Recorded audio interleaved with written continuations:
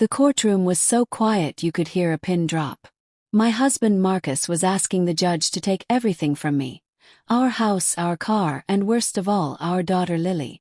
He said I was a bad mom who couldn't take care of anyone. But then something amazing happened. My 8-year-old daughter Lily stood up and said, "Judge, I have something important to show you." She was holding her old phone that didn't work very well anymore. The judge said yes, and Lily walked to the front. She pressed a button, and a video started playing on the big screen. Everyone in the room stopped moving. Their mouths opened wide in surprise. Before we start this amazing story, please write in the comments what country or town you're watching from. Don't forget to press the like button and subscribe to Jamal's Stories so we can share more exciting tales with you. That morning, everything seemed normal in their small house. Emma woke up very early like she did every day. She went to the kitchen and started making breakfast. The smell of eggs and toast filled the air. She also put clothes in the washing machine and cleaned the counter. Emma moved very quietly because she didn't want to wake anyone up. She had learned that her husband Marcus liked the house to be peaceful in the morning. At exactly 6 o'clock, Marcus came down the stairs. His shirt was neat and clean.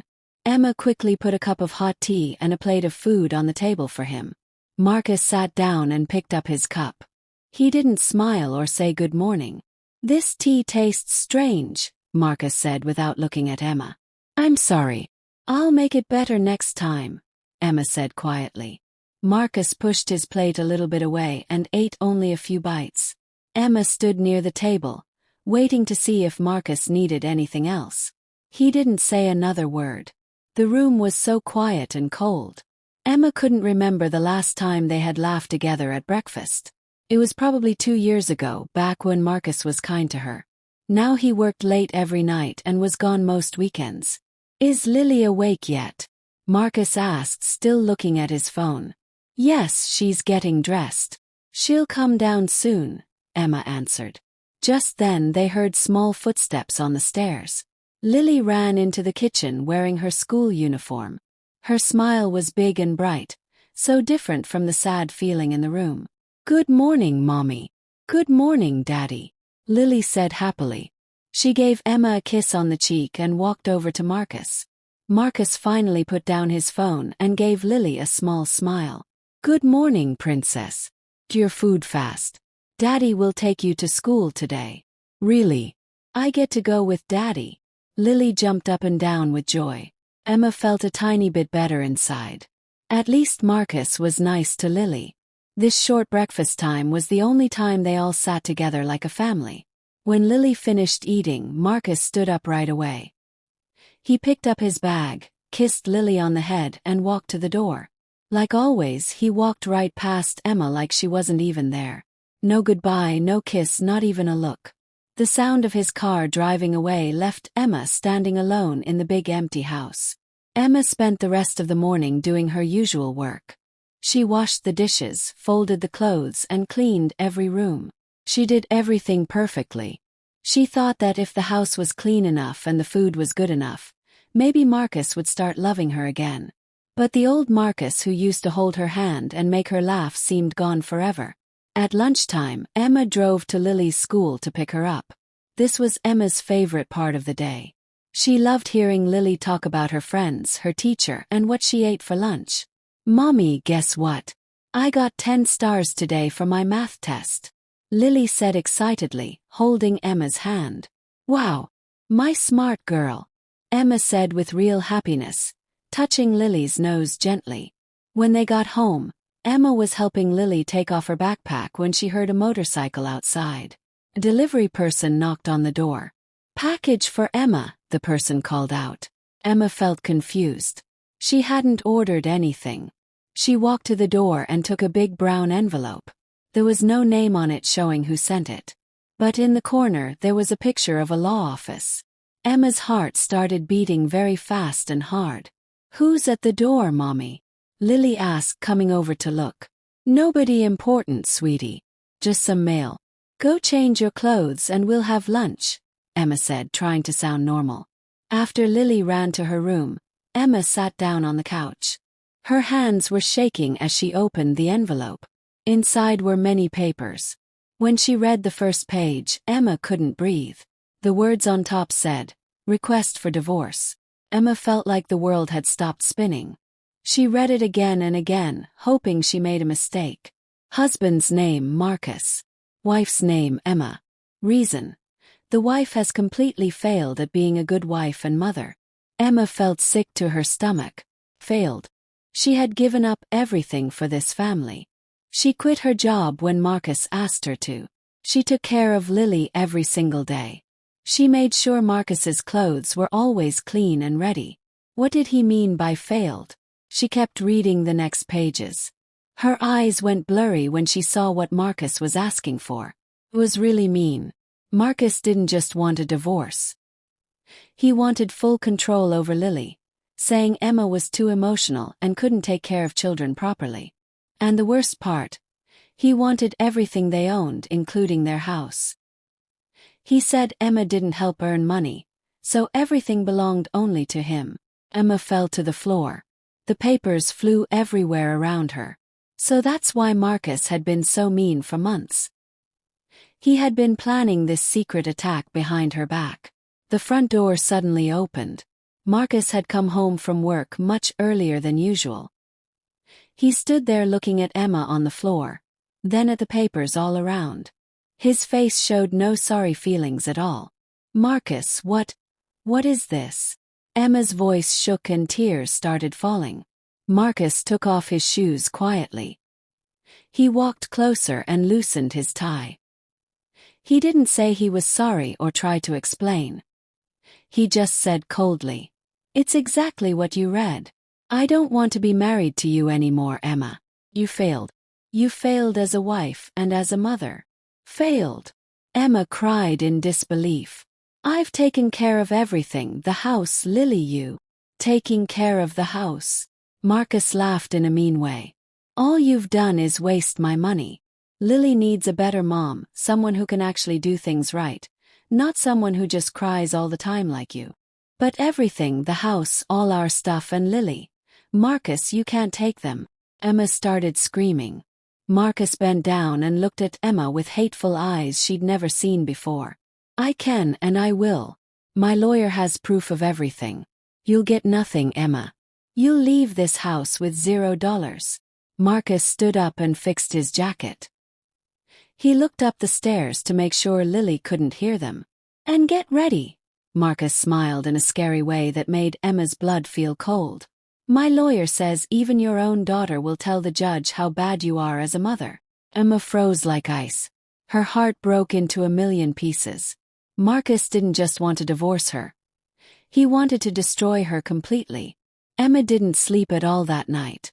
After the terrible fight, Marcus had gone to the guest bedroom and locked the door like Emma was dangerous. Emma spent the whole night in Lily's room, sitting in the chair by the bed, watching Lily sleep peacefully. Tears kept falling down Emma's face.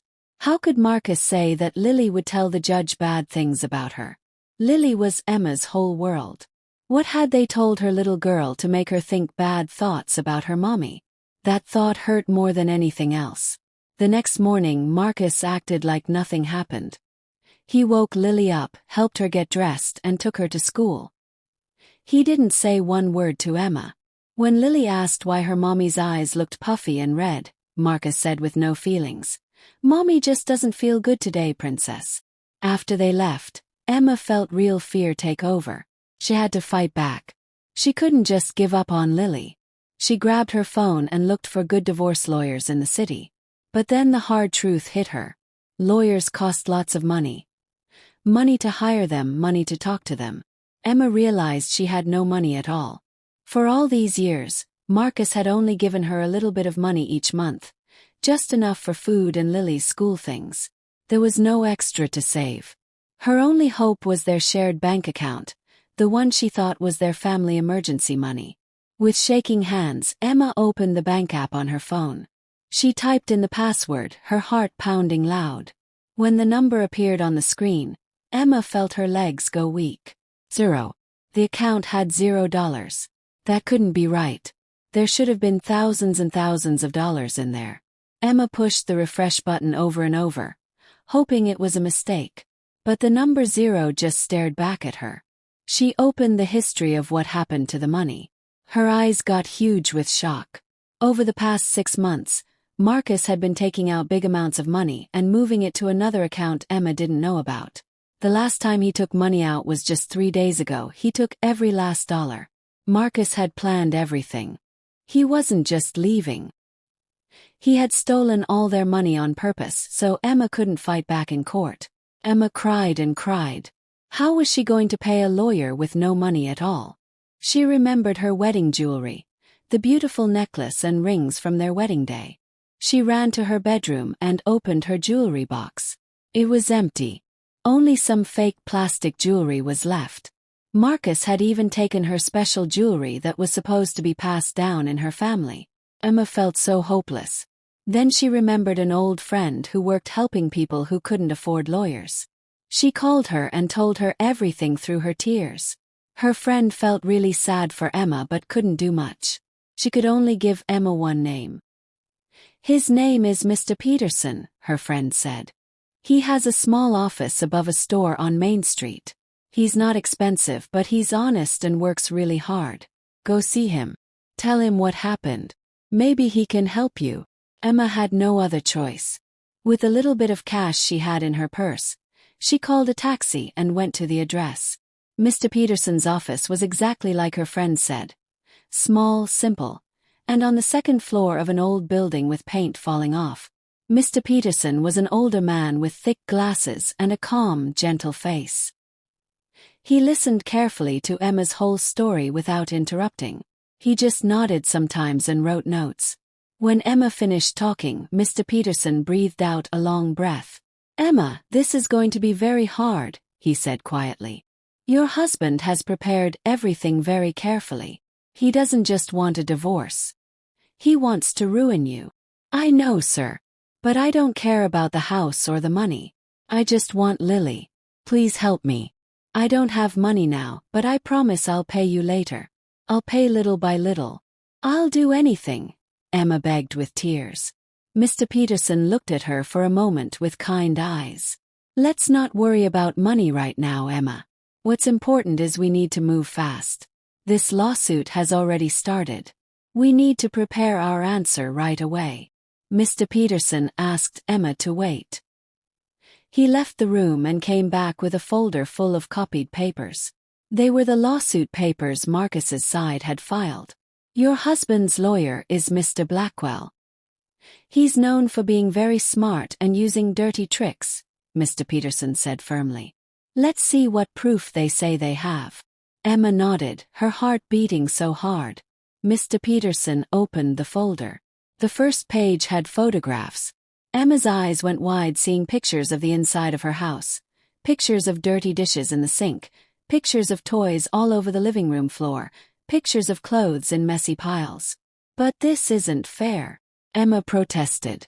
"These are pictures he took when I was sick. I had a really bad fever for 3 days, and Marcus wouldn't help me at all.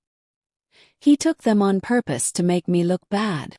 Emma, I'm afraid he did this to make it look like you're lazy and don't clean," Mr. Peterson said with a sad face. They turned to the next pages. They showed credit card bills.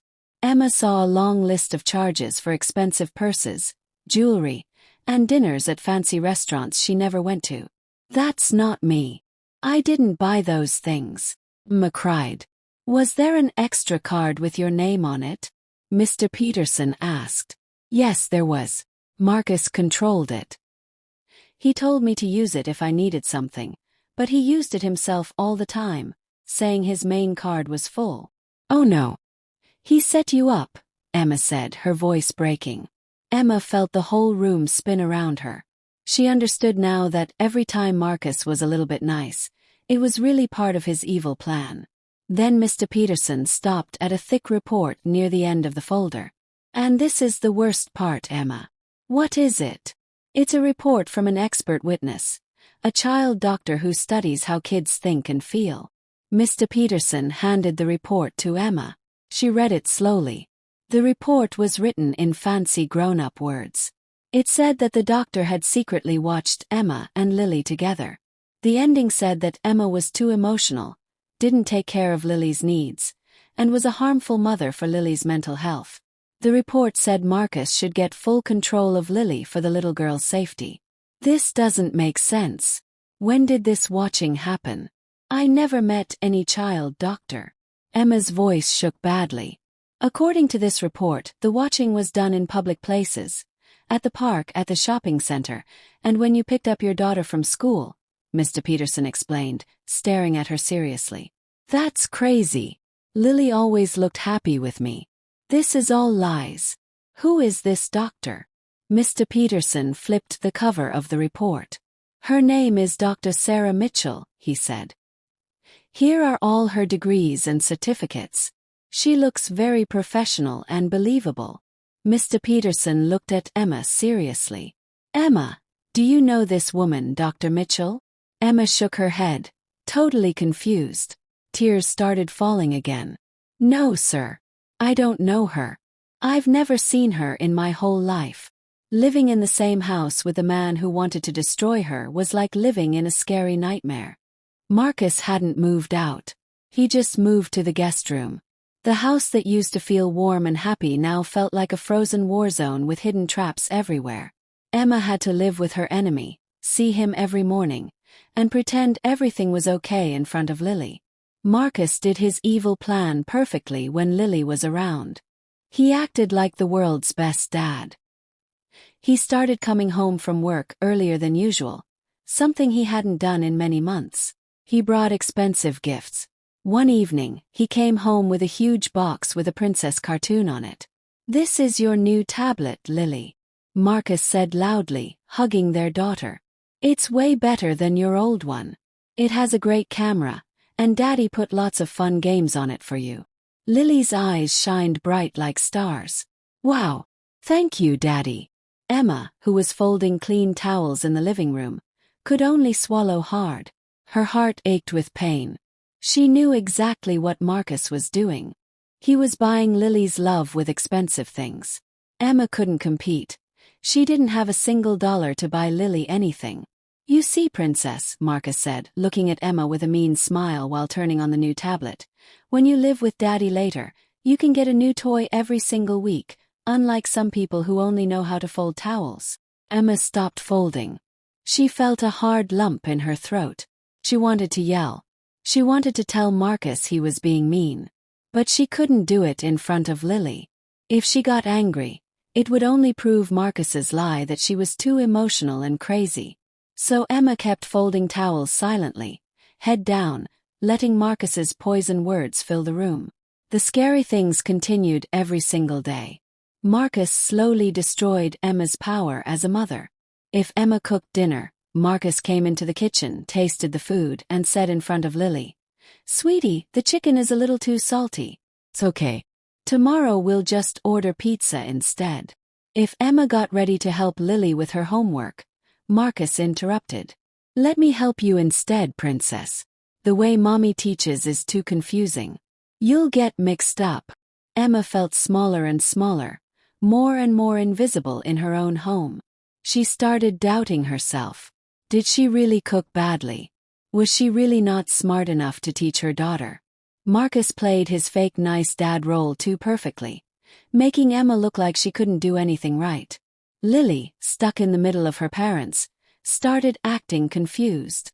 It was clear she loved her mother, but she also really liked all the attention and gifts from her father.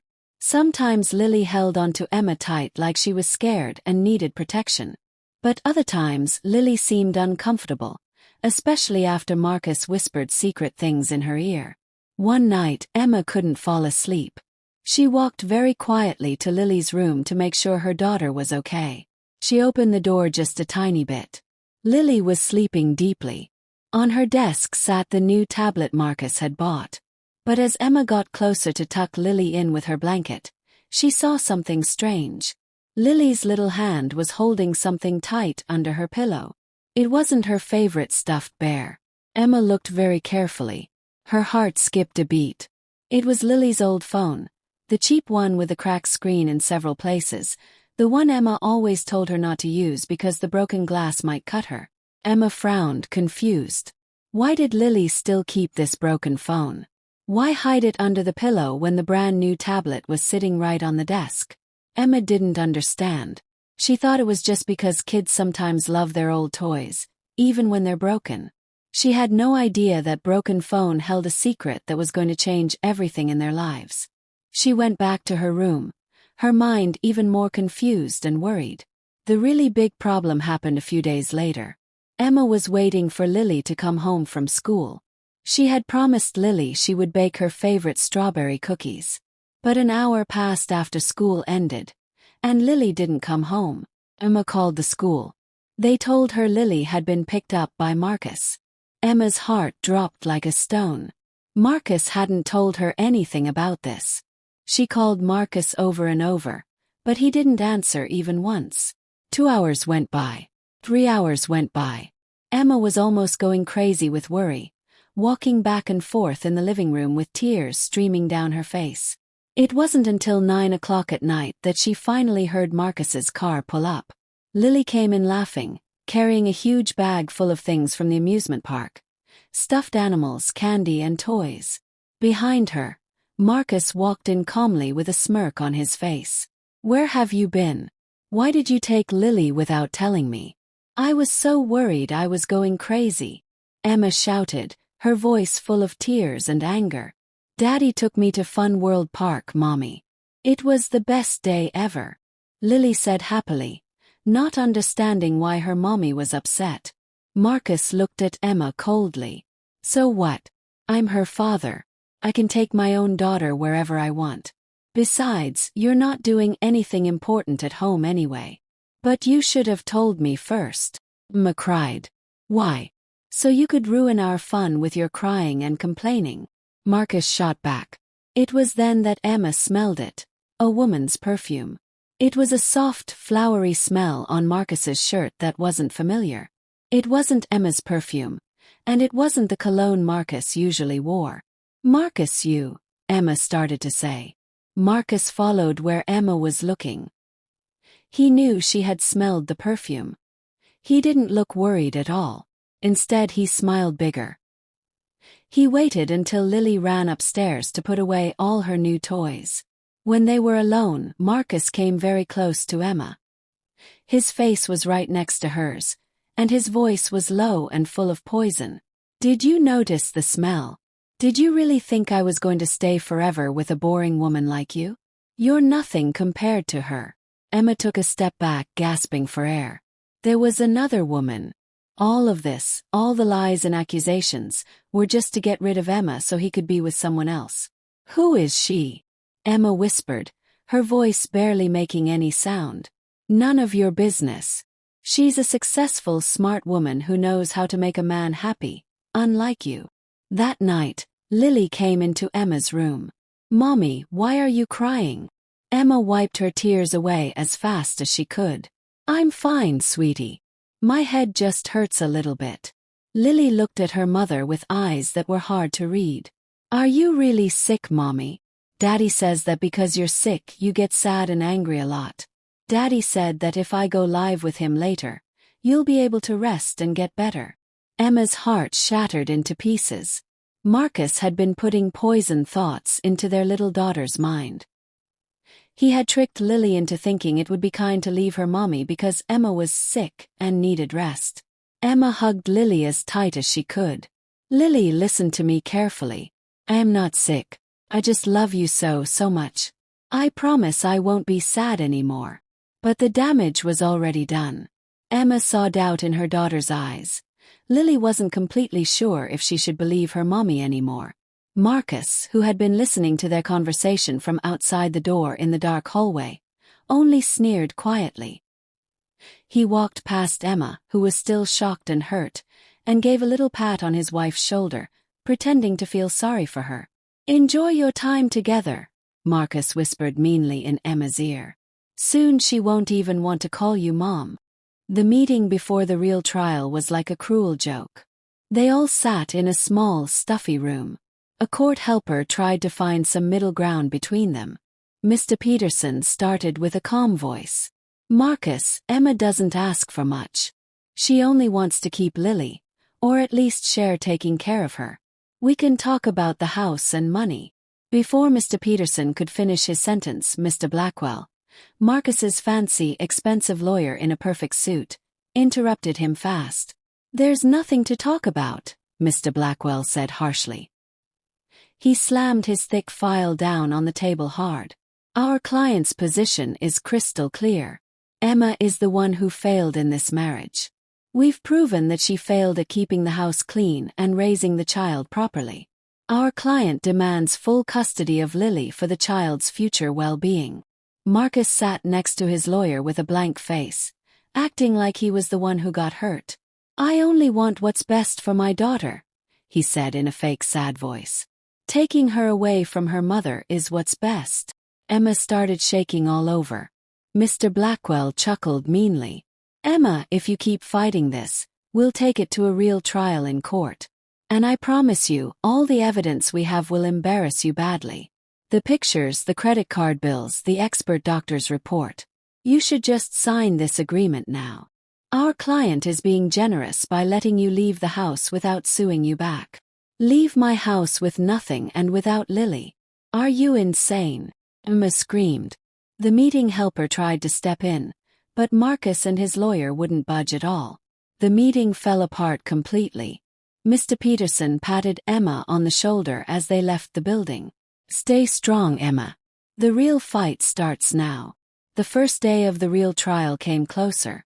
Emma had a terrible feeling in her stomach since she woke up that morning. Mr. Peterson reminded her to stay calm no matter what happened. The courtroom was cold and scary.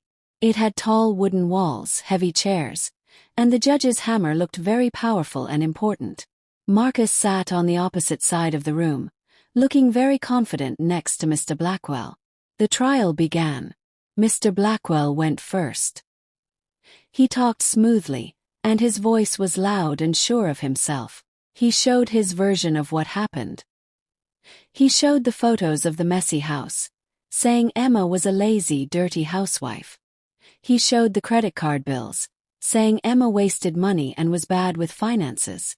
Your Honor, Mr. Blackwell said dramatically, waving his arms around, while my client Marcus worked extremely hard to earn money for his family. His wife stayed home wasting it and ignoring her daughter and the house. Emma wanted to scream that it was all lies, that Marcus had set her up, that he had used the credit card himself, that he took the pictures on purpose when she was sick and couldn't get out of bed. But all she could do was hold her hands together tight under the table. Mr. Peterson stopped her with a look that said, wait. When it was Mr. Peterson's turn to talk, he tried to fight back. He explained that the photos were taken when Emma was very sick and couldn't move. He explained that the credit card bills were charges Marcus made himself. But his arguments sounded weak compared to the actual photos and papers Mr. Blackwell had shown. It was Emma's word against physical proof. The judge took notes, but nobody could tell what he was thinking from his face. And then came the moment Emma feared more than anything. The plaintiff calls his expert witness, Mr. Blackwell announced. Dr. Sarah Mitchell, child psychologist. The courtroom door opened wide. A woman walked in. Emma held her breath and her whole body went stiff. The woman was beautiful and very elegant. Her hair was pulled back neatly in a bun. She wore a professional jacket and walked with a confident stride. She didn't look evil at all. She looked smart and trustworthy. As the woman took her oath to tell the truth, Emma smelled it. The same perfume, the exact flowery smell that was on Marcus's shirt that night. Emma's heart completely stopped. It was her. Marcus's secret girlfriend. And she was pretending to be a professional child psychologist to lie in court. Dr. Mitchell sat in the witness box. She spoke calmly and clearly, using big psychology words that sounded very professional and impressive. Yes, Your Honor, Dr. Mitchell began, answering Mr. Blackwell's question. I conducted secret observations of Mrs. Emma's behavior with her daughter Lily over the last 3 months. And what did you find, Doctor? Mr. Blackwell asked, acting very interested. Dr. Mitchell opened her notes dramatically. My findings were very concerning and troubling. I found a pattern of behavior in Mrs. Emma that shows she's inconsistent and too emotional. There are clear signs of significant emotional problems. Dr. Mitchell started listing her lies one by one, turning real facts into deadly weapons against Emma. First observation. At a shopping mall, Mrs. Emma grabbed Lily forcefully and spoke to her very loudly, which made Lily cry in fear in front of many people. This shows very low ability to control her emotions. Emma closed her eyes tight. She remembered that day so clearly. Lily had almost run toward the down escalator the wrong way, and Emma had yelled, "Lily, stop!" and pulled her back quickly because she was terrified Lily would get hurt. Emma wasn't angry. She was scared for her daughter's safety. But Dr. Mitchell had twisted it into child abuse. Second observation. In a park, Dr. Mitchell continued smoothly, Mrs. Emma appeared to be more interested in her phone than in watching Lily play.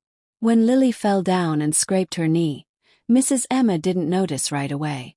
When she finally did notice, her reaction was overly dramatic and hysterical, which traumatized Lily even more about the fall. Another complete lie. Emma remembered that day perfectly.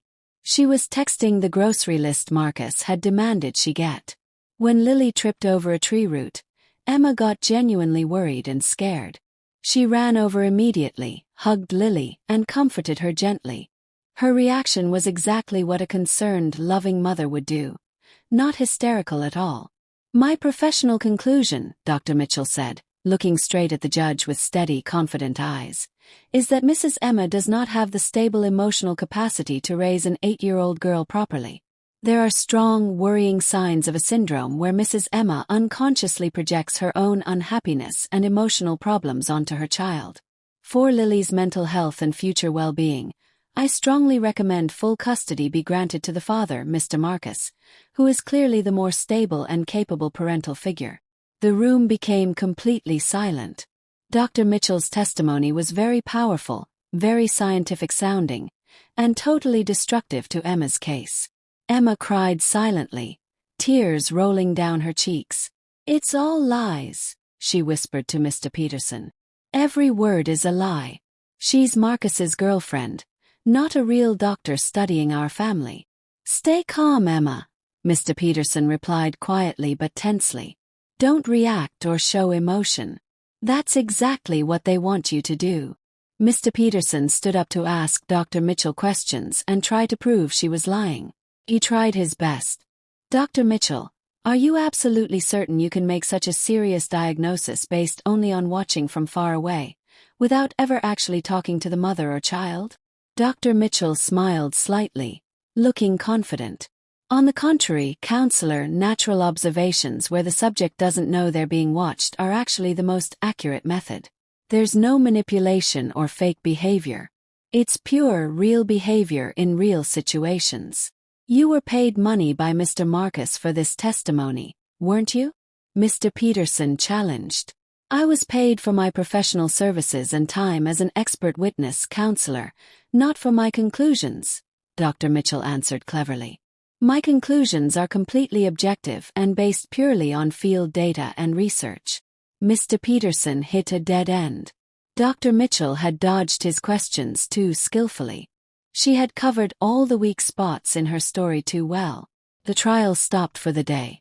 Emma left the courtroom with her legs shaking so badly she could barely walk. She felt completely destroyed inside. She saw Marcus smiling just a little bit, nodding at Dr. Mitchell with a look that said "good job" on his face. In the lobby outside, Emma leaned against the cold wall and sobbed uncontrollably. "We lost, Mr. Peterson. We lost everything. They have all the evidence, and we have nothing," Emma cried. Mr. Peterson stayed quiet for a moment, thinking hard. Then he stared at Marcus and Dr. Mitchell, who were walking together in the distance. They were separated carefully so people wouldn't know they knew each other well, but they weren't entirely far apart either. "Not yet, Emma," Mr. Peterson said in a low, determined voice. His eyes narrowed suspiciously. "I can tell something is very wrong here.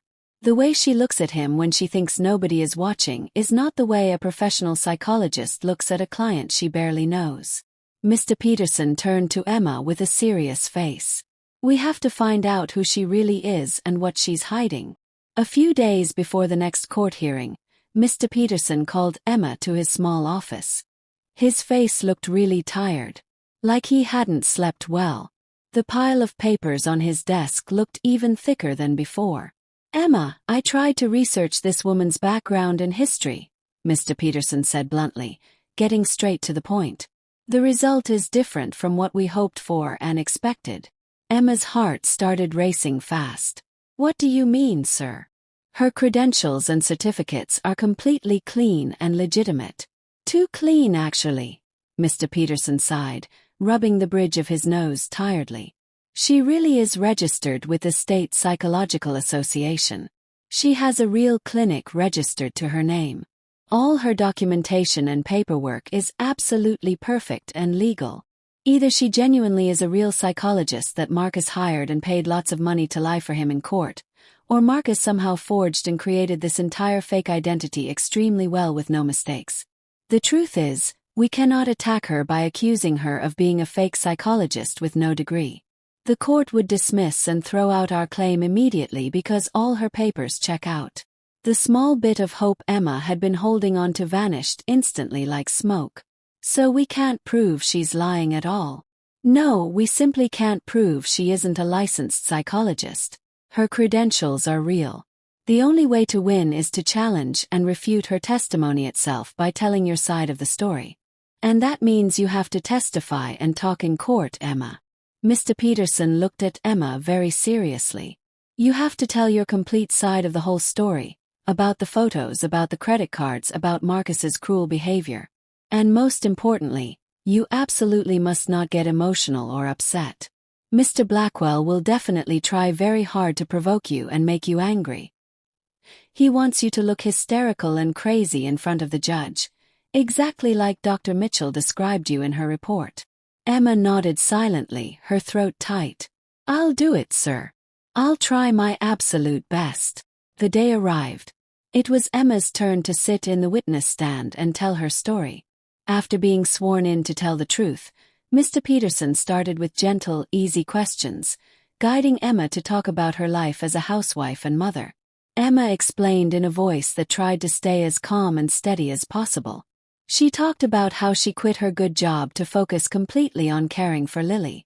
She explained her daily routine from very early in the morning until late at night. "About the photos of the messy house, Emma, can you please explain what was really happening?" Mr. Peterson asked gently. "Yes, sir. Those photos were taken by Marcus about 2 months ago when I was very, very sick. I had a high fever for 3 whole days and could barely get out of bed. I begged Marcus to help with the house and take care of things, but he said he was too busy with work. So the house got messy because I was too sick to clean. I didn't have any energy at all," Emma explained clearly. "And about the credit card statements showing expensive purchases," Mr. Peterson continued. "That was an additional card with my name on it, but Marcus had it and used it most of the time. He said his main card kept reaching its spending limit with business expenses. I believed and trusted him because he was my husband. I never bought those expensive purses or jewelry or fancy dinners. I didn't even know about those charges until I saw them in the lawsuit papers," Emma said honestly. Emma said everything truthfully and from her heart. She saw some people in the audience start whispering to each other. Some looked at her with sympathy and kindness. But the judge stayed completely silent and still. His face showed nothing. Then it was Mr. Blackwell's turn to ask Emma questions, the part everyone had been dreading. The cunning, mean lawyer stood up slowly, straightened his expensive tie, and walked toward the witness stand where Emma sat. He had a sneaky smile on his face. "Emma," he began in a sweet voice that sounded fake. "So what you're saying is that your husband, Mr. Marcus, who works extremely hard every day and brings home money to support the family, set you up on purpose? Is that your claim?" Emma's voice shook a little. "I didn't say that exactly. I just said what really happened. But it sure sounds like everything is the husband's fault," Mr. Blackwell said loudly. "The husband takes sneaky photos of the dirty house. The husband uses the credit card for himself. Everything bad is the husband's fault, And you're completely innocent and perfect. Is that what you're telling us? Of course I'm not perfect. I never said I was perfect. I'm not a failure either, Emma said, her voice getting stronger. Not a failure. Mr. Blackwell laughed meanly and loudly. Emma, you said you were very sick when those photos were taken, correct? Do you have any medical report or doctor's note proving you were gravely ill for 3 days? Emma stayed silent. She felt trapped. I didn't go to the hospital. I just bought medicine from the pharmacy down the street. I thought I would get better on my own. So there's absolutely no proof of your so-called illness, Mr. Blackwell attacked quickly like a snake. It's just your word against real photographic evidence that everyone can see. Very interesting. Mr. Blackwell moved on to another topic to attack Emma about. You say your husband used the credit cards himself, but the card was in your name, correct? Yes, but did you ever call the bank to inform them that the card was being misused or stolen? No, I didn't. Did you ever confront or scold your husband about it? No. You said absolutely nothing and did nothing. Doesn't this prove you were negligent and financially irresponsible? Or does it actually mean you approved and knew about all those purchases? I trusted him. He was my husband. I thought married people were supposed to trust each other. Emma's voice got louder and more emotional. Blind, foolish trust, Mr. Blackwell snapped back harshly. Trust that destroyed the family finances. And now you want to blame your hard-working husband for everything. I'm not blaming him for everything. Enough! Mr. Blackwell raised his hand dramatically. He walked back to his table and picked up a large printed photo. He held it up high for the judge and everyone in the room to see clearly. Your Honor, I request permission to present Exhibit P12 as evidence. Emma's eyes opened huge with horror and shock. It was a photo of her. A photo taken in her bedroom a few weeks before the divorce papers came. Her hair was messy and wild. She was crying hard and screaming. Mrs. Emma, can you please explain this photo to the court? Mr. Blackwell asked with a voice full of fake concern but real triumph. Emma trembled violently all over. Tears started falling down her face again. Isn't this real, solid proof of exactly what Dr. Mitchell said in her professional testimony? Mr. Blackwell continued, raising his voice. Volatile emotions, hysteria, complete inability to control yourself.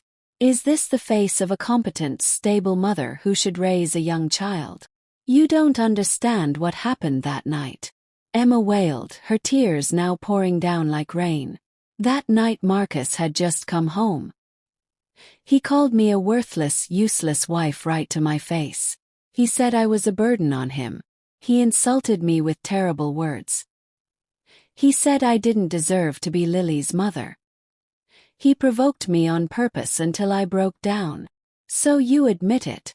Mr. Blackwell pounced on her words like a tiger. You admit you screamed hysterically and lost complete control of your emotions. You admit you are emotionally volatile and unstable, exactly as Dr. Mitchell professionally described in her expert analysis. Isn't that correct? No, Emma shouted loudly. She stood up from her chair, unable to control herself anymore. He set me up. He took that photo of me secretly after he hurt me with his cruel words on purpose. He's the devil, not me. Enough. The judge's hammer struck down hard on the desk, making a loud bang. Witness, you must calm down right now. Sit back down in your seat immediately. Emma sobbed uncontrollably. Her shoulders shook up and down. She collapsed back into her chair, completely destroyed. Everything was destroyed. She had behaved exactly the way Marcus and Mr. Blackwell wanted and planned for. She looked hysterical and crazy. She looked unstable and too emotional. She looked exactly like the image of the failed, unfit mother they had created and lied about. Emma looked across the room toward Marcus's side. The man had his head bowed down, making a fake sad face, acting like he was hurt by his wife's instability and outburst. Mr. Blackwell smiled with smug satisfaction. He had won. The judge shook his head slowly from side to side. His expression was very clear to everyone watching. He had already decided whose side he believed. That day's trial session ended with total, complete destruction for Emma's side of the case. Mr. Peterson tried to comfort and console Emma as they left the courthouse, but Emma felt completely numb inside, unable to feel anything. "It's over, Mr. Peterson," she whispered in a weak, defeated voice. "I lost everything." That night felt like the longest, darkest night of Emma's entire life. The final sentencing hearing where the judge would make his decision was going to happen the very next day. Emma knew deep in her heart she was going to lose. She was going to lose Lily forever. She went quietly into Lily's bedroom. Her daughter was already fast asleep, breathing softly. Marcus wasn't home. He was probably out celebrating his victory early with Dr. Mitchell, laughing at Emma's pain. Emma sat carefully at the foot of Lily's bed and stroked her daughter's soft hair gently. Her tears fell silently onto Lily's rosy cheek, and the little girl stirred just a bit in her sleep. "Mommy." Lily opened her eyes halfway, still mostly asleep. "Sure, go back to sleep, my sweet girl," Emma whispered in a voice hoarse from crying all day. Emma hugged her daughter as tight as she possibly could. Maybe this was the last hug she'd ever get as Lily's full-time mother. "I need you to know something, Lily. No matter what happens tomorrow in court, Mommy loves you more than anything in the whole entire world. Always and forever." Lily, sensing her mother's deep sadness even in her sleepy state, hugged Emma back tightly. "I love you too, Mommy. So much." Emma gently let go of the hug. It was then that she saw it again.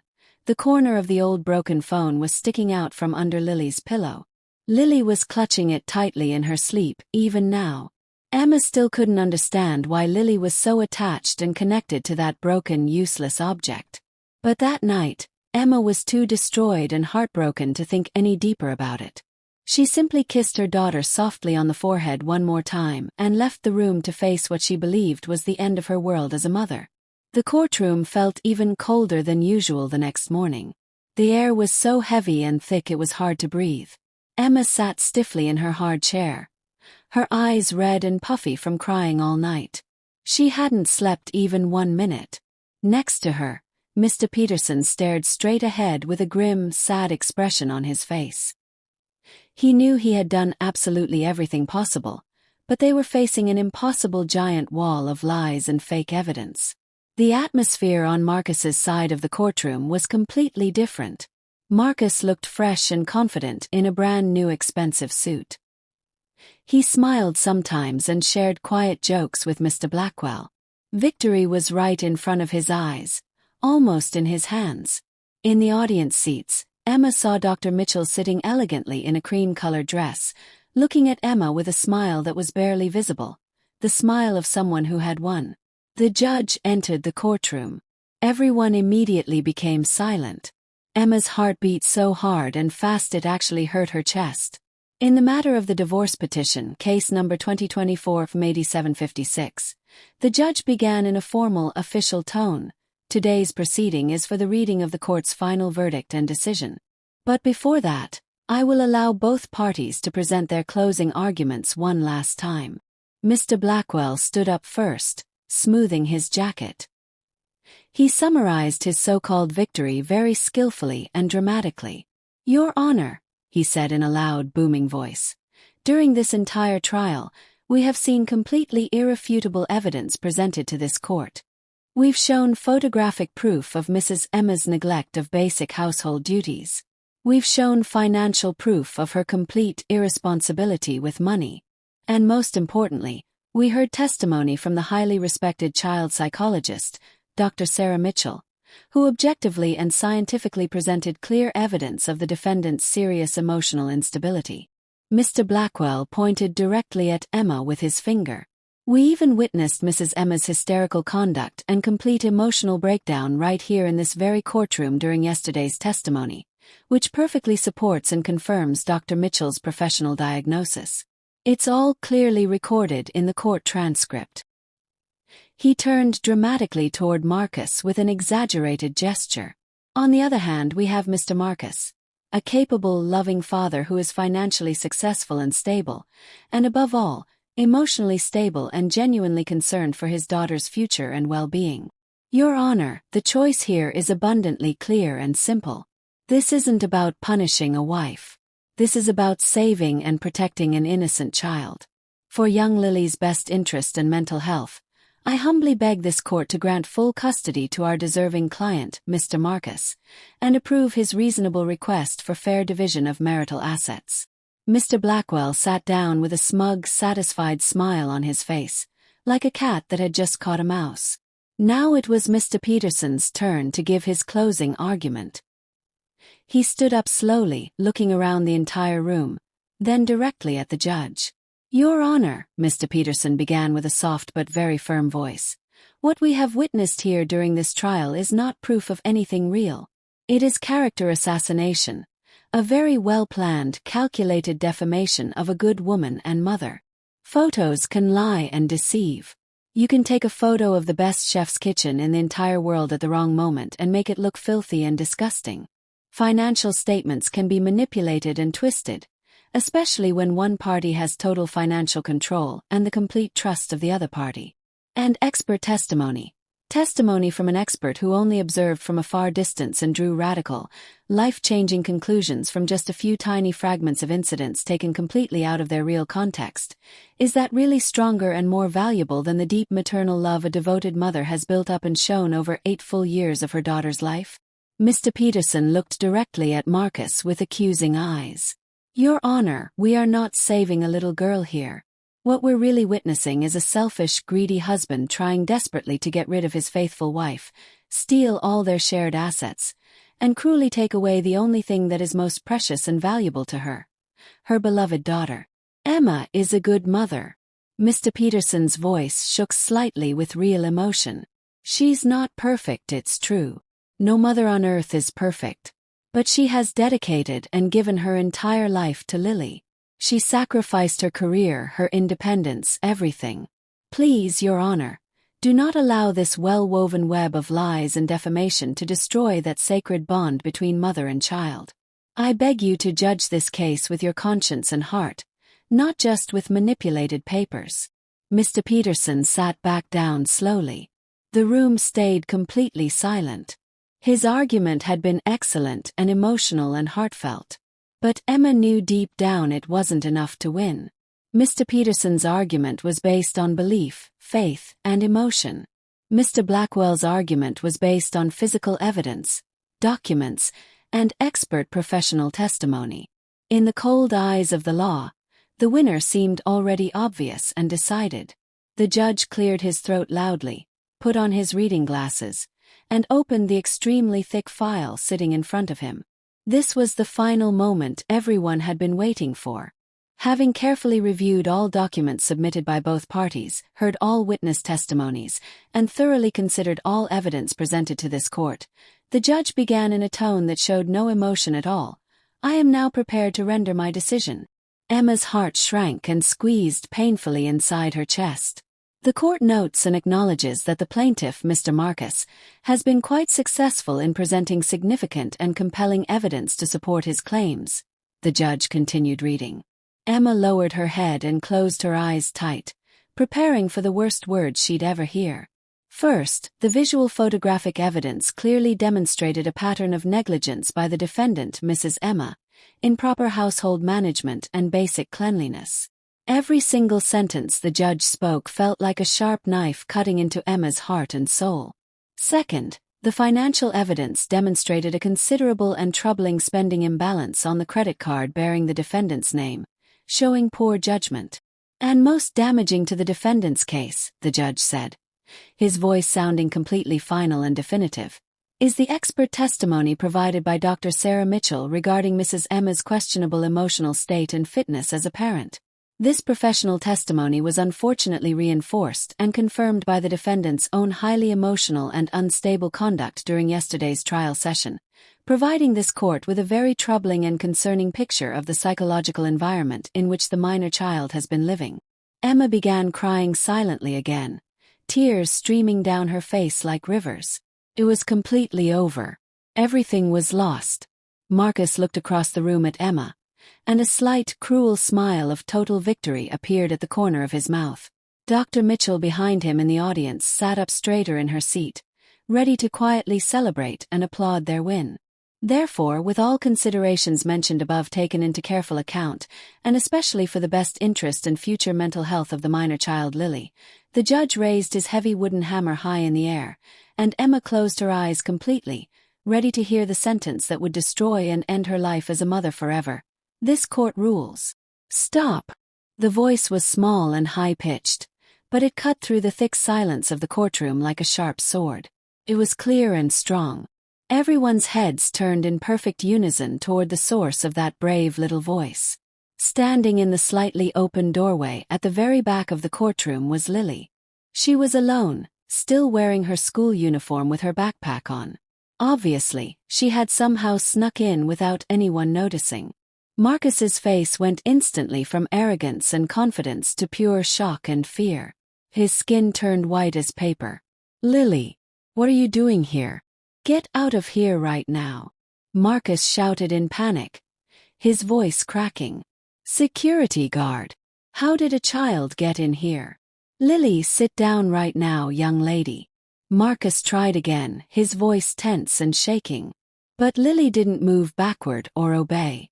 Instead, she walked bravely into the courtroom. The sound of her small footsteps echoed loudly on the marble floor in the silent room. She didn't look at her mother, who sat frozen with her mouth hanging open in shock. She didn't look at her father, who was furious and terrified. She looked straight ahead, directly at the judge sitting high on his bench. The room, which had been completely silent while waiting for the final sentence, was now frozen like ice. The judge's hammer, which had been about to fall and seal Emma's fate, stopped in midair. The judge's eyes went wide, staring at the brave little girl standing in his doorway. Emma turned around fast, feeling her heart leap out of her chest. "Lily," she whispered in total disbelief. What was her daughter doing here? Who had brought her to this terrible place? Marcus's reaction was the fastest and most extreme. His face, which just a moment before had been full of arrogance and certainty of victory, was now deathly pale and bloodless. There was pure terror and fear in his wide eyes. "Lily," he yelled loudly, his voice rising without any disguise of calmness now. "What are you doing here? This isn't a playground. Get out immediately. Security guard, why is there a child in this courtroom? Remove her now." Lily shrank back a tiny bit at her father's angry scream, but she didn't turn around or give up. Instead, she took another step deeper into the room, getting closer to the judge. "Lily," Daddy said, "turn around and go sit down outside right now." Marcus shouted again desperately, now half standing up from his chair. His lawyer, Mr. Blackwell, also looked totally bewildered and confused. He jumped up from his seat. "Your Honor, this is a complete procedural outrage and violation," Mr. Blackwell shouted at the judge. "This trial is confidential and closed. A minor child should absolutely not be present here and definitely should not be interrupting this proceeding. I demand you order your staff to physically remove this child from the courtroom immediately." Emma was still completely frozen like a statue. She felt utterly confused. A part of her mind was breaking apart over the fact that Lily was in this horrible, scary place witnessing everything. The other part of her mind trembled with terrible fear. What was Lily going to say? Had Marcus succeeded in poisoning her mind completely? Would Lily stand there and tell the judge she preferred her father and wanted to live with him? That thought made Emma feel so sick she thought she might throw up. "Your Honor, with all due respect and consideration," Mr. Peterson's voice suddenly rang out clearly, stopping Mr. Blackwell's protests. "This young child has obviously come here with a clear, important purpose. This entire case is about her future and her life. We absolutely cannot and should not ignore her." The judge raised his hand high, commanding everyone's attention. His face was very grave and serious. "Silence, everyone in this courtroom."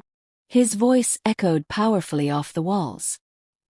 He stared hard at Marcus and Mr. Blackwell, his look silencing their loud protests immediately.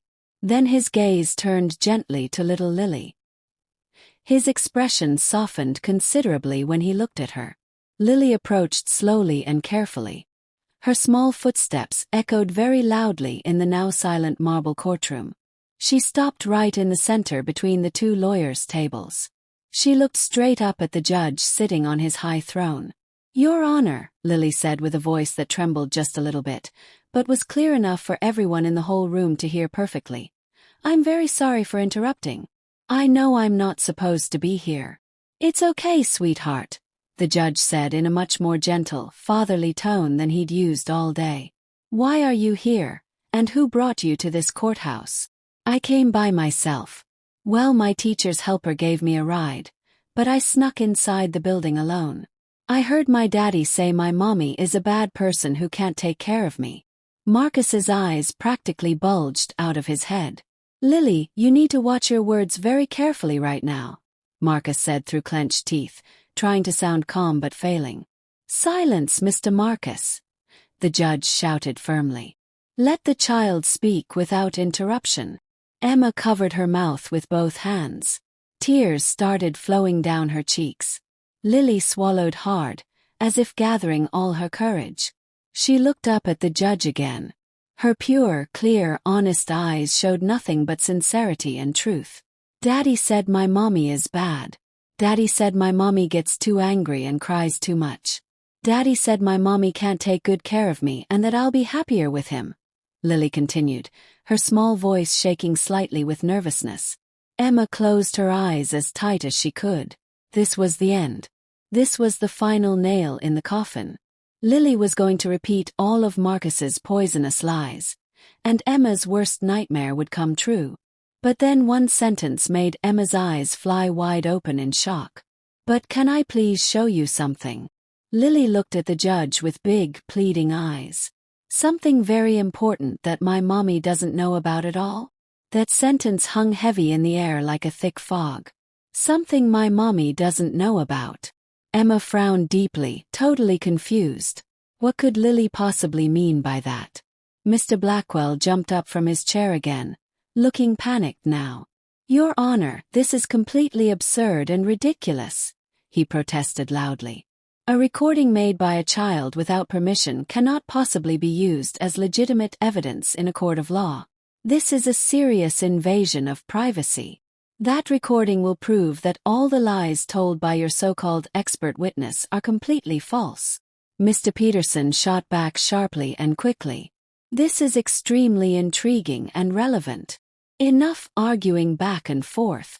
The judge banged his wooden hammer hard on his desk, making everyone jump. His eyes, which had been gentle and paternal just moments before when looking at Lily, now shone intensely and seriously. He sensed instinctively that there was a huge lie hiding somewhere in this case. "Court clerk, please help this young child immediately. Connect that device she's holding to our courtroom monitors right this second." "No. Absolutely not," Marcus screamed desperately and loudly. He gripped the edge of the table so hard his knuckles turned completely white. "I strongly object, Your Honor. This is clearly a setup and a trap. This isn't legal." "Your objection has been noted and recorded, Mr. Marcus," the judge said firmly and coldly. "Now sit down in your seat right now, or I will have you removed from this courtroom." A court clerk approached Lily quickly and gently. He carefully took the old, cracked phone from her small hands. He looked for the right cable and connection. Just moments later, the large monitor screens mounted on the courtroom walls went completely black, then lit up showing Lily's phone home screen. Marcus covered his entire face with his hands, looking like he wanted to disappear. Dr. Mitchell behind him in the audience seemed to shake and tremble violently. Lily, now standing right next to the clerk's table, looked up at the big screen. She didn't look back at Emma or Marcus. She was completely focused on her mission to show the truth. "This one right here," Lily said, pointing with her small finger to a video file in the phone's gallery. The clerk clicked on it with the mouse. A video thumbnail image appeared on the screen. "Go ahead, sweetheart," the judge said gently. Press play on the video. Lily reached out her small index finger. She pressed the play button on the screen. The video started playing. The large monitor screen flickered for just a second. The camera angle was shaky and tilted to one side. The angle was very low to the ground, as if it had been recorded from behind something while hiding. The sound of quiet breathing could be heard.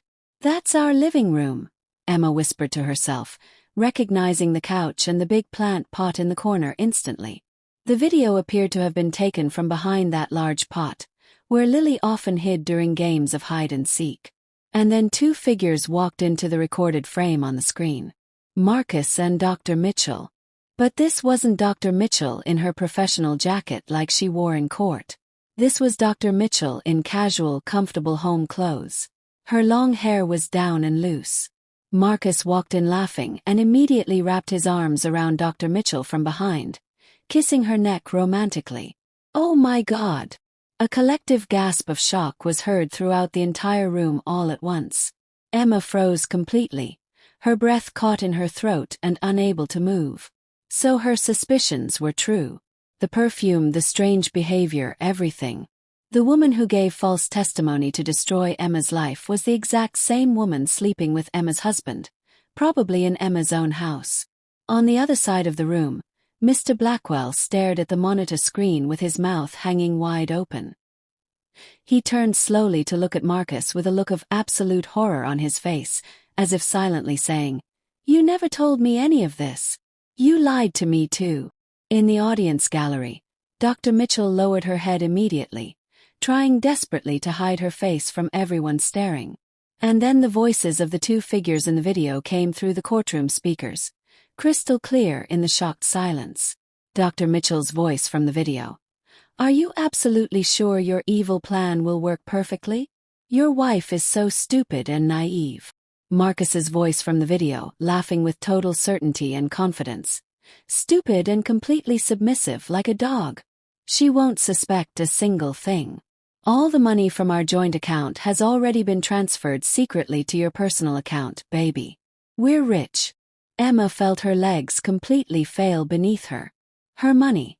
Their joint savings account that was supposed to be for emergencies and Lily's college, had been stolen and transferred to this other woman's account. "Oh dear God," Mr. Peterson murmured quietly beside Emma, his eyes glued to the screen in disbelief. The video continued playing, completely oblivious to the chaos and shock in the courtroom. Marcus sat down on the couch in the video and pulled Dr. Mitchell onto his lap lovingly. Marcus's voice from the video. "Once the judge's verdict comes out tomorrow, I will officially get full custody of Lily. Then we'll sell this house immediately and move far away to Hawaii. Far away from that pathetic woman forever." Dr. Mitchell's voice, sounding flirty and happy. "But what about Lily? She seems very attached to her mother. Won't she be upset?" This was the part that hurt Emma the absolute most. She held her breath completely, waiting for Marcus's answer with her heart breaking. Marcus's voice from the video, sounding dismissive and cruel. "Oh, the kid is super easy to handle and manipulate. Just give her a new tablet or toy and she'll forget all about her mother within a week. You'll be her new mother. A smarter, more successful, and way sexier mother than that boring old one." Marcus kissed Dr. Mitchell passionately in the video, and they both laughed. "Enough. Turn it off right now." Marcus screamed in pure rage and terror. He jumped up violently from his chair, trying to run toward the clerk's table to stop the video from playing any more. "Officers, restrain that man immediately," the judge shouted angrily, his face red. The two large security guards who had been standing by the door moved with lightning speed. They grabbed Marcus and overpowered him easily before he could get even 3 steps forward, bending his arms behind his back and holding him tight. Marcus twisted and struggled like a wild animal caught in a trap. "Let me go. It's not true. The video is fake. It's been manipulated." Marcus screamed desperately, his voice cracking. "Silence him if necessary," the judge ordered coldly. "Continue playing the video. I want to see every single second until the very end." The video kept playing smoothly, ignoring the complete chaos happening in the room. Now it was Dr. Mitchell's turn to speak in the video. Dr. Mitchell's voice. "I'm still a little bit worried though.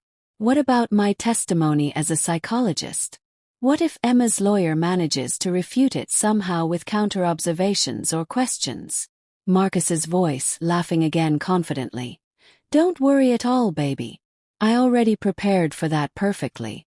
I secretly recorded Emma last week when I made her cry hysterically on purpose. Remember my plan. I'm going to provoke her again during the actual trial. I'll insult her and push her buttons until she explodes emotionally in front of everyone. She'll scream and cry right there in the courtroom in front of the judge." Emma sobbed out loud, covering her face. She remembered her testimony yesterday, the horrible photo, her emotional breakdown and screaming. Marcus had set her up perfectly like a trap. Marcus's voice continuing from the video. "Once she acts hysterical in court, your expert testimony will look absolutely perfect and true. The judge will see for himself with his own eyes that she really is an unstable, crazy woman who can't control herself. No one will believe anything she says after that. They'll believe Dr. Sarah Mitchell, the professional expert with all the right credentials." The video finally showed Marcus and Dr. Mitchell raising wine glasses high, toasting each other, and laughing loudly together like they'd already won. The video ended abruptly. The screen went completely black. The room stayed dead silent for several long seconds. The only sounds were Emma's quiet sobbing and Marcus's heavy, panicked breathing as the guards held him. Everyone in the entire room, the judge, the clerks, the people in the audience gallery, and even Mr. Blackwell himself, stared at the black screen with pure horror and disgust on their faces. They had just witnessed an incredibly evil, well-planned conspiracy laid out right before their eyes. Fraud, perjury, theft, money laundering, and deliberate manipulation of the court system and a child. In the audience gallery, people started turning their heads around, searching and looking for Dr. Mitchell. "There she is. That's the woman from the video," someone in the crowd shouted, pointing. Dr. Mitchell realized instantly that she was completely exposed and caught. In total panic, she jumped up from her seat and ran as fast as she could toward the back exit door. Lily, the little heroine who had just shown the video that revealed everything, turned her head slowly. She didn't look at her father Marcus, who was being held down by security guards. She looked directly at her mother Emma. Lily's pure, innocent eyes met Emma's eyes, which were completely filled with tears of relief and joy. The judge, his face now bright red with absolute rage, raised his wooden hammer as high as he possibly could. He didn't tap it gently. He slammed it down as hard as he could on his desk with a thunderous bang that made everyone jump. "Silence, everyone in this courtroom. Court is back in session immediately." The judge's voice boomed powerfully. "Officers, close and lock every single exit door right now. Nobody leaves this building. Arrest that woman, the one who called herself Dr. Mitchell. Bring her back here immediately." The room erupted into controlled chaos. The loud bang of the furious judge's hammer was both a command and a release of all the tension that had frozen everyone in place. The two security guards who had just stopped Marcus from running now dragged him forcefully to a chair. Marcus wasn't screaming or fighting anymore. He was simply gasping for air desperately. His eyes looked wild and frantic, darting around. His expensive suit was completely soaked through with nervous sweat. He knew without any doubt, it was completely over for him. At the back door of the courtroom, another commotion and struggle was happening. Dr. Mitchell, in her panic, couldn't get the large heavy door to open. The judge had just ordered it locked seconds earlier. She pulled desperately on the handle and pushed with all her strength, but it wouldn't budge. A female police officer intercepted and caught her quickly. Dr. Mitchell collapsed onto the cold floor in defeat. Her professional mask and act had completely fallen away and shattered. She was no longer the calm, convincing psychologist with all the right answers. She was just a terrified woman crying hysterically and begging. Exactly the same image she had used in her fake report to try to frame and destroy Emma. Karma had arrived too fast and with brutal cruelty. "Bring her here to the front immediately," the judge ordered in a cold, unforgiving voice that sent chills down everyone's spine. The officers dragged the sobbing, shaking Dr. Mitchell to the front of the courtroom. They sat her roughly in the witness stand, which now felt exactly like a criminal defendant's bench.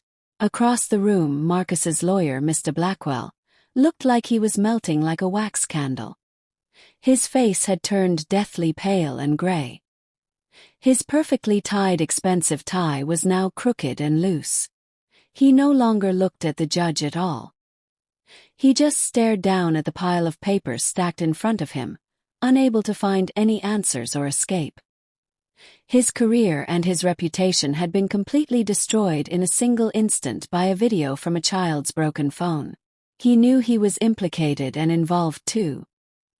He might not have known about the affair between Marcus and Dr. Mitchell, but he definitely knew about the manipulated photo evidence and the prepared fake testimony designed to frame Emma.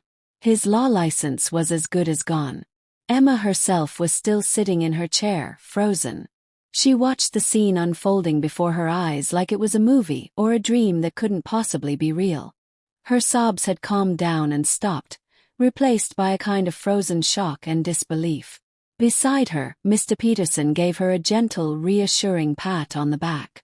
But his eyes stayed fixed on the judge, ready and waiting for the final, decisive blow against Marcus. Lily stood silently and calmly next to the clerk's desk. She was the only center of peace and calm in the middle of the raging storm around her. She only watched her mother carefully, as if silently making sure Emma was okay and safe. The judge took a very deep breath and smoothed out his black robe. He looked slowly at Marcus, then at Dr. Mitchell, and finally at Mr. Blackwell. His eyes were like ice. "Mr. Marcus," the judge began in a quiet but absolutely terrifying voice that made everyone's blood run cold. "That video we all just watched is the property of your own daughter and was recorded in your own home. Do you still want to insist and claim that it's fake or manipulated?" Marcus raised his head slowly. His face was completely empty of all emotion, like a hollow shell. She set me up," he muttered weakly, trying one last pathetic, desperate attempt. "That woman, Dr. Mitchell, she planned everything. She seduced me. It was all her idea from the start." Hearing this betrayal, Dr. Mitchell screamed immediately at the top of her lungs. "Liar! You're a complete liar," she shrieked. "You told me to do it. You told me you would marry me and we'd be together forever. You told me you'd transfer all the money to my account and we'd run away. I did all of this for you because I loved you. Silence both of you right now." The judge banged his hammer down again, even harder. "You're both equally guilty and pathetic. Your confessions and accusations against each other have already been recorded in the official court record and transcript." The judge turned his cold gaze to Dr. Mitchell, who was still crying. "Miss Sarah Mitchell, you sat in that witness stand under a sacred oath to tell the truth. You gave completely false testimony. You used your professional credentials and psychology degree to deliberately destroy an innocent mother's life and aid in a criminal conspiracy. You didn't just violate your professional code of ethics, you committed the crime of perjury before this court, which is one of the most serious offenses possible."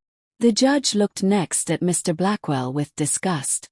"And you, Mr. Blackwell, did you know, or should you have known and suspected, that the evidence you presented to this court, including Dr. Mitchell's testimony, was completely false and fabricated? You deliberately tried to provoke the witness, Mrs. Emma, in yesterday's trial to make her fit your client's false narrative and lies. You have completely disgraced this noble profession. I will personally have the State Ethics Committee revoke your law license permanently." Mr. Blackwell bowed his head in shame, unable to say a single word in his defense. Finally, the judge looked directly at Marcus. His gaze was so piercing and intense it seemed to flay the man alive, peeling away every layer.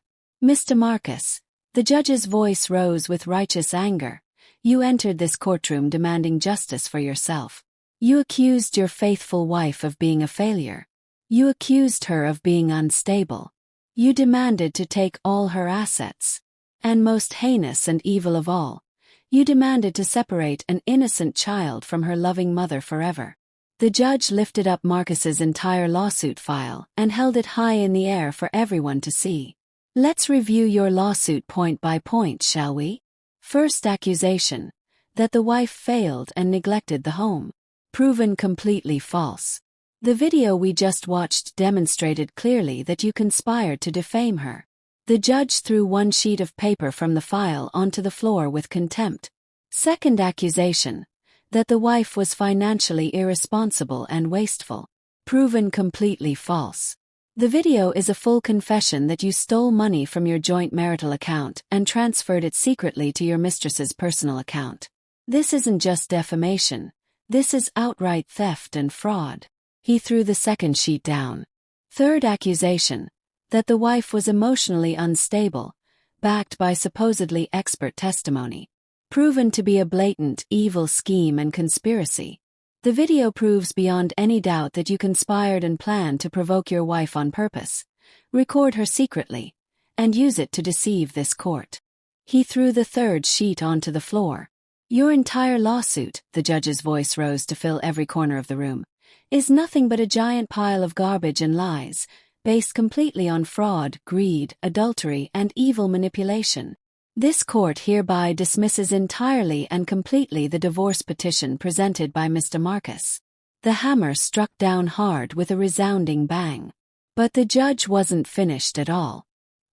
He looked directly at Mr. Peterson and Emma. But this court will not stop there. Based on this new, irrefutable evidence we've all witnessed, the court now rules to protect the true victim. 1. The judge raised a single finger high. Full custody of the minor child Lily is granted unconditionally and permanently to her biological mother, Mrs. Emma, effective immediately. Emma gasped loudly and covered her mouth. The tears now flowing down her face were tears of pure relief and overwhelming joy. She looked across at Lily with love. 2. The judge continued firmly. Mr. Marcus's divorce lawsuit has been dismissed entirely.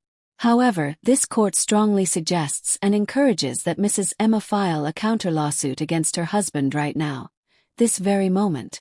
Mrs. Emma, do you wish to divorce your husband Marcus? Mr. Peterson leaned over and whispered to Emma. Emma, with a trembling but firm and strong voice, looked directly across the room at Marcus, who was now completely defeated with his head hanging down in shame. Yes, Your Honor. I demand a divorce from him immediately. Granted, the judge exclaimed loudly. This court grants the divorce to Mrs. Emma on the legal grounds of adultery and fraud committed by the husband. Full custody of the minor child goes to Mrs. Emma. 3. The judge stood up from his seat, his voice now thundering. All assets in the names of Mr. Marcus and Ms. Sarah Mitchell will be frozen immediately and completely. This court orders a full, comprehensive investigation to trace every single dollar stolen from Mrs. Emma. The house currently being occupied by the family is hereby declared total property of Mrs. Emma and her daughter Lily. Mr. Marcus, you will vacate that home within 48 hours. And 4. The judge's voice now resonated and echoed throughout the entire building. Based on the video evidence presented and the confessions made in this very courtroom today, I hereby order the immediate arrest of Mr. Marcus and Ms. Sarah Mitchell on multiple serious criminal charges, including conspiracy to commit fraud, perjury before a court, domestic theft, money laundering, and deliberate tampering with evidence in a legal proceeding. Officers, take them both away immediately. The security guards moved fast. They quickly handcuffed Marcus's wrists behind his back with metal cuffs. The man who had walked into that courtroom this morning with total arrogance and confidence was now being taken out with his head bowed in complete shame and defeat. As he walked past Emma's table, he didn't dare look his wife in the eyes at all. Dr. Mitchell was also handcuffed roughly. Her loud screams had dried up completely, leaving only a puffy, red, messy face streaked with mascara. She was dragged out of the courtroom by officers. Her psychology career and her freedom were both gone forever. Emma was still sitting in her chair, trembling all over but no longer from fear, from relief. Mr. Peterson smiled the biggest smile Emma had ever seen on his face. "We won, Emma. We actually won," he said with joy. Emma couldn't speak at all.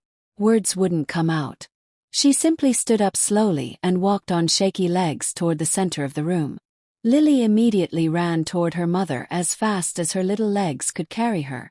Emma knelt down on the hard floor and hugged her daughter tighter than she'd ever hugged anyone in her entire life, as if hugging her savior, her hero, her guardian angel. Emma cried and cried on Lily's small shoulders, but they weren't tears of sadness anymore. They were tears of a mother who had been saved and rescued by her brave little heroine. The story of what happened in that courtroom spread like wildfire through the whole city.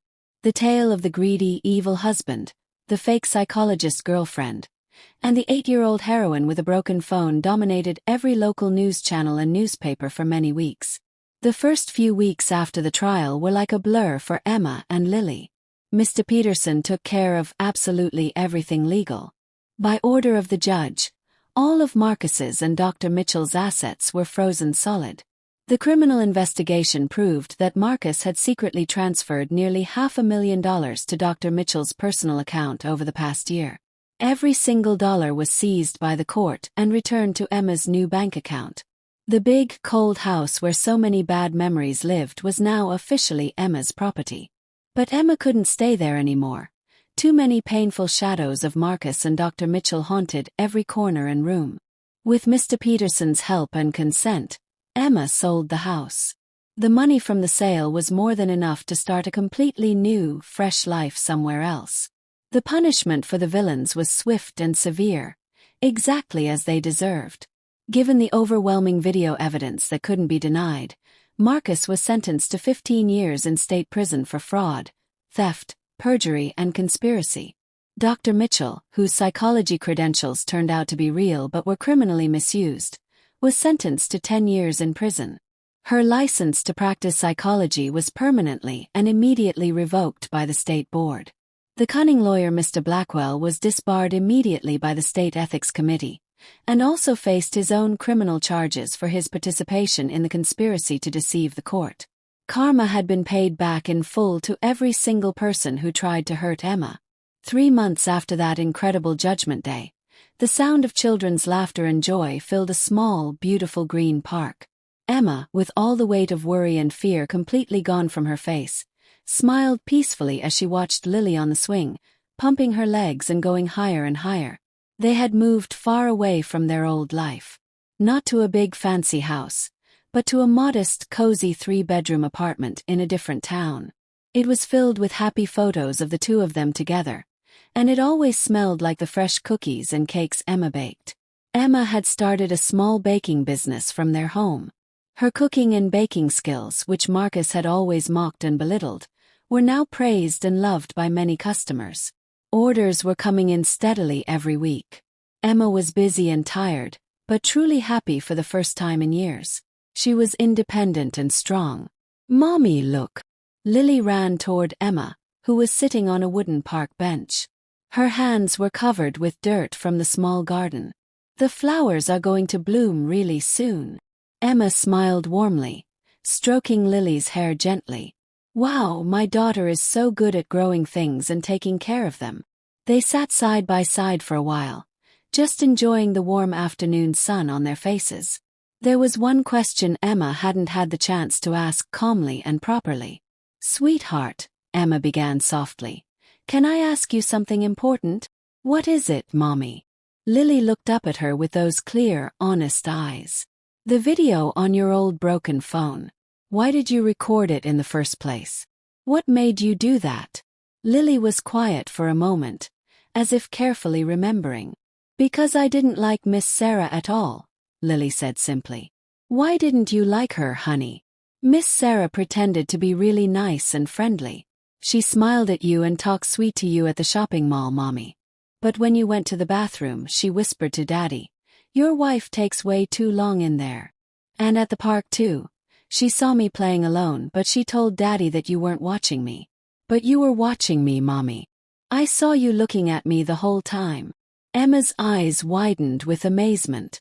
Her little daughter had been such a sharp, careful observer of people's true behavior.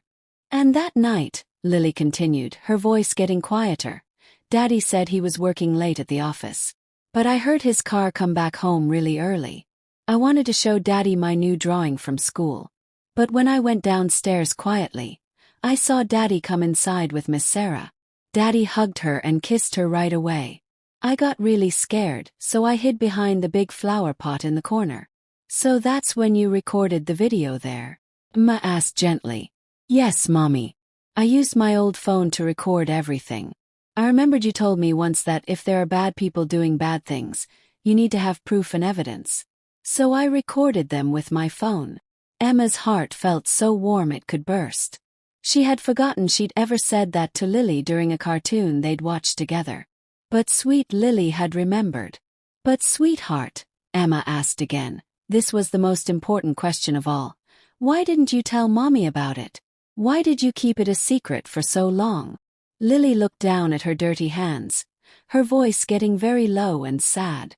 Because Daddy said Mommy shouldn't know. I heard him say it in the video. Emma frowned, confused. Daddy told you that directly? No, not to me. But in the video Daddy told Miss Sarah, my wife is so stupid she'll never know. So I thought it was a big secret because Daddy said Mommy shouldn't know. I didn't want Daddy to get really mad at me if Mommy somehow found out about it, Lily explained in her innocent, childlike logic. It was the pure, simple logic of a child. She had accidentally recorded her father's crime, but she'd kept it completely secret because her own father had said in the video that Mommy shouldn't know. So why did you finally decide to show it in court that day? Emma asked, stroking Lily's cheek. Because the judge was about to take me away from you forever, Mommy. I heard Daddy tell Miss Sarah that he was going to take me away. Daddy kept saying you were bad and couldn't take care of me. Miss Sarah also said you were bad and sick. But that's not true at all.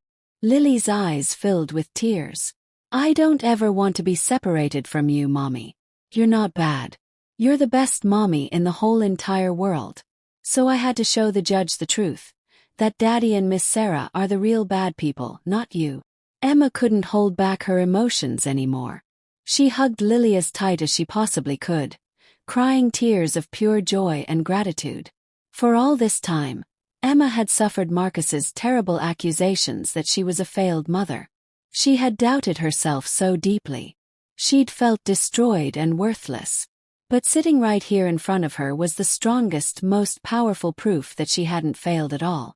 She had raised an absolutely incredible daughter, a pure, honest girl who could clearly distinguish truth from lies. A brave girl with the courage to act alone to protect and save her mother. A girl with a strong sense of justice and right and wrong. Thank you so much, my precious girl, Emma whispered into Lily's soft hair. Thank you for saving me and our family. Lily hugged her mother back just as tight. I love you, Mommy. I love you more than anything. I love you too, Lily. Forever and always, Emma said, her heart overflowing with love. Emma finally let go of the hug and looked at her daughter's bright, smiling face. At last, Emma understood everything clearly. She had never failed as a mother, not even close. She had just been raising a true heroine all along, and she'd been too blinded by Marcus's lies to see it. Now both mother and daughter were finally free and safe. Free to start fresh. Free to be happy. Free to build a beautiful new life together, filled with love, trust, and hope. Did you enjoy this story? Which city or country are you watching from? Let's meet and connect in the comment section below. If you loved this story, you can support me by sending a super thanks so I can keep bringing you more amazing, inspiring stories just like this one. Thank you so very much for your sweet, wonderful support. I'm really looking forward to reading all your thoughts and comments about this story. On your screen right now, you can see 2 brand new life stories that I highly recommend you watch next. There's so much more incredible content waiting for you on my channel. Don't forget to subscribe to JAMAL'S Stories and turn on notifications so you never miss a new story. See you very soon in the next life story. With love, respect, and gratitude to all of you amazing viewers.